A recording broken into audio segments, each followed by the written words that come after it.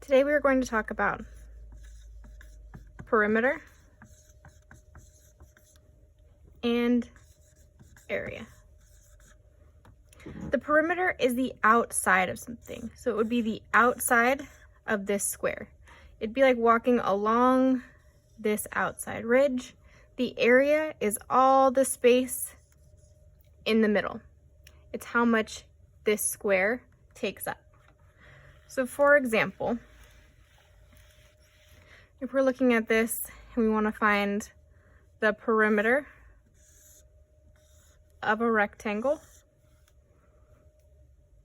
its sides look like this. You're going to add them. So we would do 10 plus 10 plus 5 plus 5. So we have all of our sides. So our perimeter would be 30, because that's the outside. We could do the same thing for area. Area, we want to find all of this middle part, how much that space takes up. So imagine like you're trying to put a floor down somewhere, or you're trying to put grass in a certain spot or something. You're just trying to cover up this whole area. You would do 10 times 5.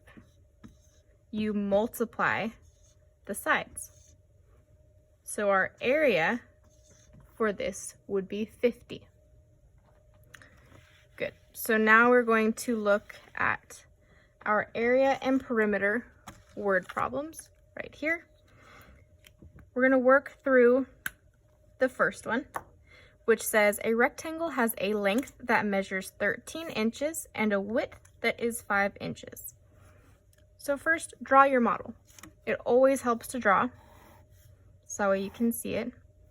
So we have a rectangle and our length is 13 inches and our width is 5 inches.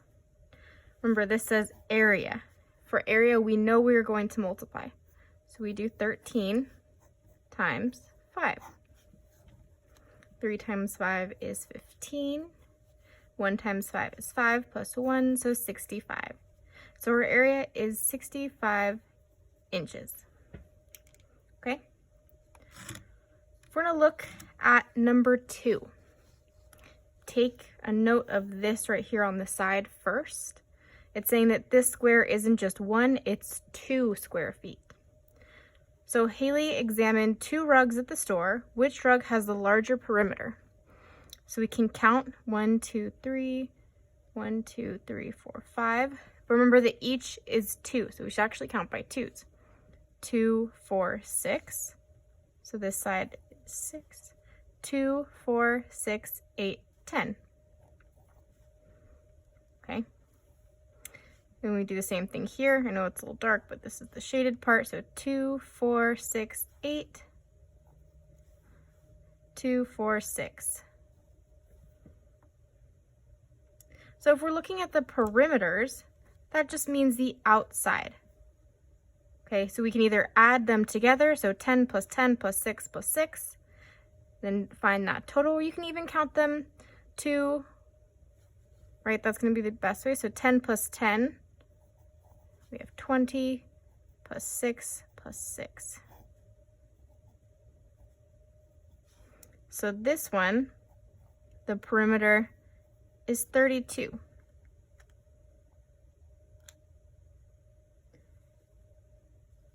For this one, we'll do the same thing. We'll do 8 plus 8 is 16 plus 6 plus 6.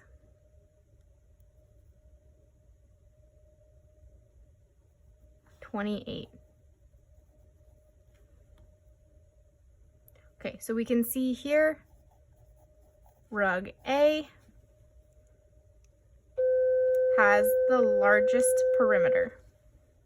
Larger perimeter. We're gonna look at number 3 now. It looks intimidating, but we'll be able to find it, right? So what is the area of the shape below?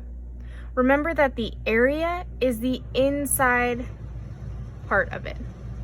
So we can even just count. So 1, 2, 3, 4, 5, 6, 7, 8, 9, 10, 11, 12, 13, 14, 15, 16, 17, 18, 19, 20, 21, 22, 23, 24, 25, 26, 27. So 27, because that's 27 squares. So that's all the space that lines up. Number 4 is going to be just like number 1. I know you guys can do that on your own. Okay. For here,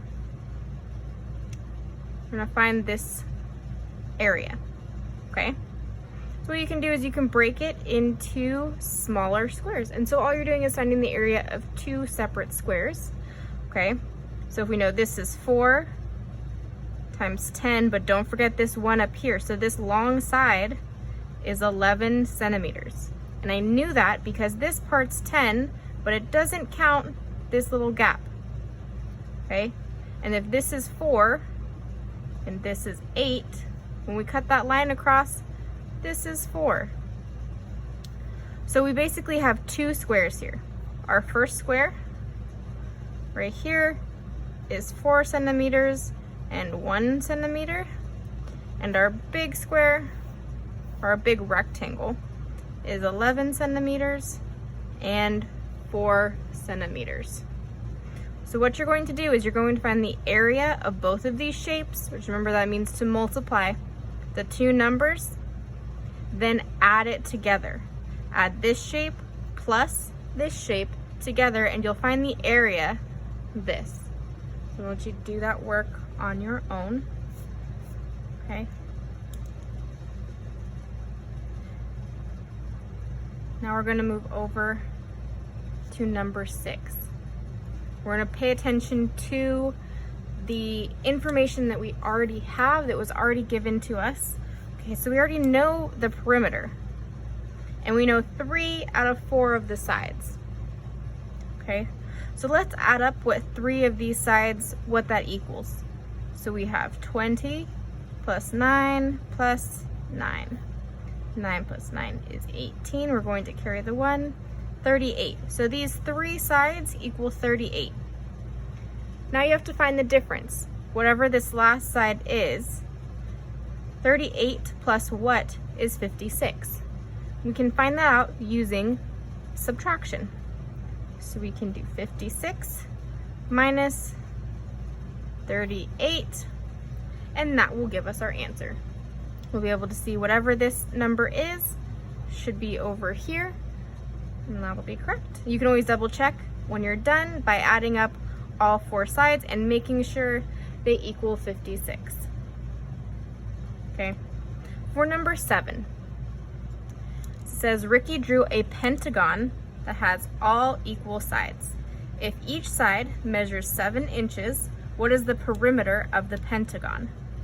Draw a model and record your answer. Remember that a pentagon has 5 sides. 1, 2, 3, 4, 5. Each side measures 7 inches.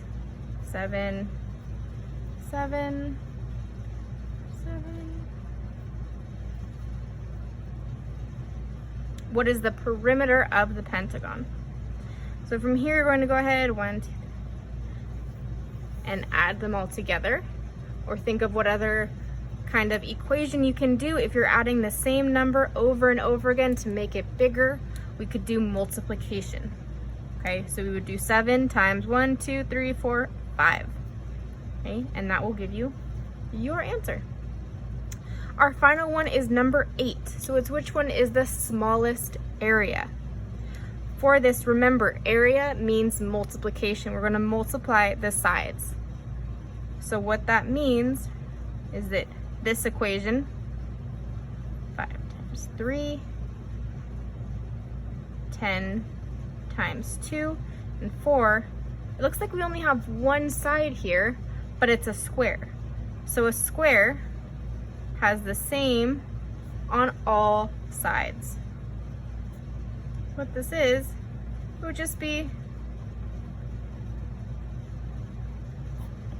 4 times 4. So you're going to do all of these equations and then find the smallest area. keep that in mind.